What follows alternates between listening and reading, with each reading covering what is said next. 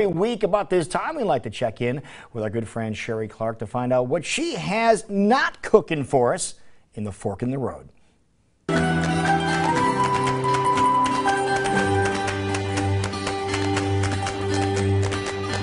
Today we're going to be making a fast, easy entree called Mexican stuffed peppers.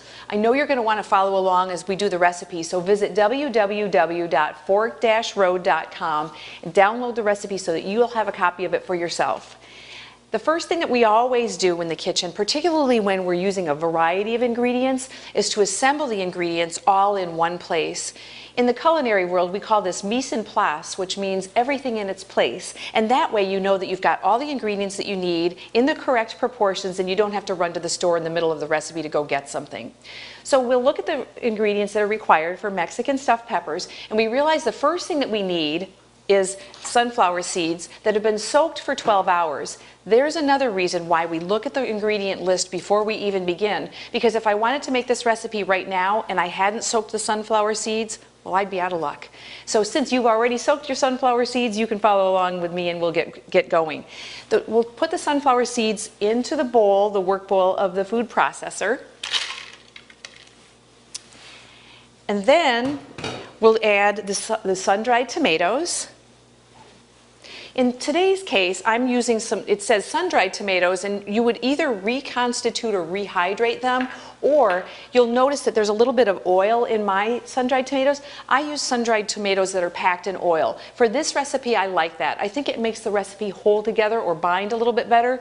Would reconstituted sun-dried tomatoes work? Absolutely. It's your choice, but I used the sun-dried ones because that's what I like, the ones in the oil. Next, we're going to be using fresh cilantro. You'll notice that I've got my cilantro here in water in front of me.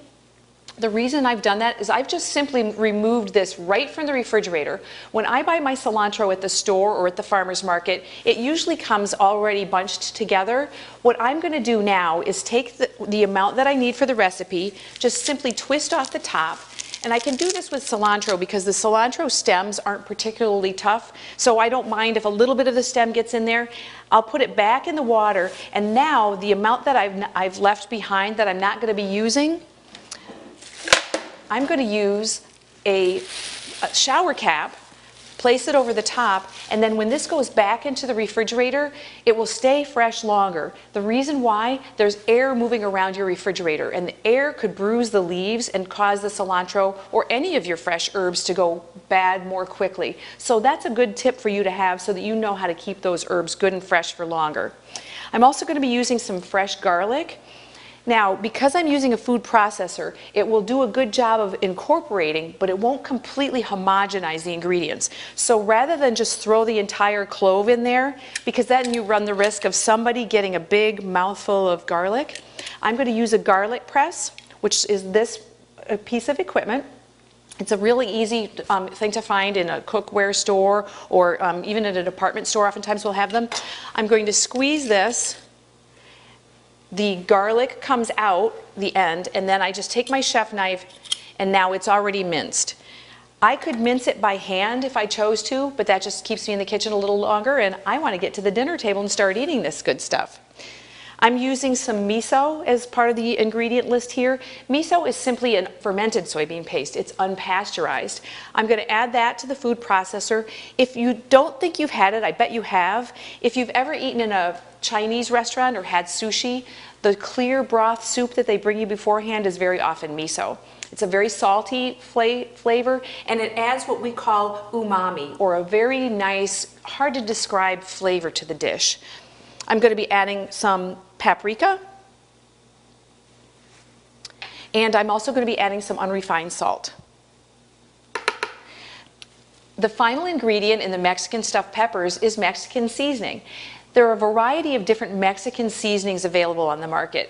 Different manufacturers make different blends. So for example, and it's the same thing with like apple pie spice or pumpkin pie spice. There's a variety, different balances. Some might have a little bit more of this. Mexican seasoning typically has traditional Mexican flavors in it. So it would have cumin and cilantro and onion and garlic and those kinds of things.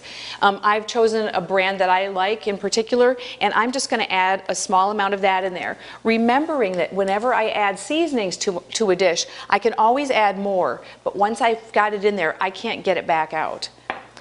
So now I'm going to snap on the lid and just simply pulse to get it started. Then I'll turn it on. Now the filling is done. All that's left to do is to prepare the pepper. And to do that, it's as easy as cutting off the top. Now, this pepper happens to be stable. There are many times that you'll buy a pepper at the store, and when you want to set it onto the plate and present it to guests, it's unstable and it might topple. Let me show you what you do with that. The first thing I do is I would take the top off. I'll be removing the seed bed and putting it into my compost container. I'll bang the seeds out onto my board so that when I'm ready to fill it, the seeds are ready to go. Or have been removed. And then to make the pepper more stable, I'm just going to simply even up the bottom. I'm going to cut very lightly so I don't cut into the pepper and take away some of what becomes the pepper bowl. Now it's completely stable and it won't rock and roll, except for when you eat it. So I'm going to take the filling, put it into the peppers, and voila, I've got dinner. There you go. So she's all set to go. I love the idea at the very end, cutting the bottom flat so your peppers don't fall over. How many times have you tried to make peppers and they tip over while you're preparing them and didn't come out good in the long run? So great ideas there from Sheree Clark with Fork in the Road. Again, Google her or send her an email. She will respond to you in short order as well.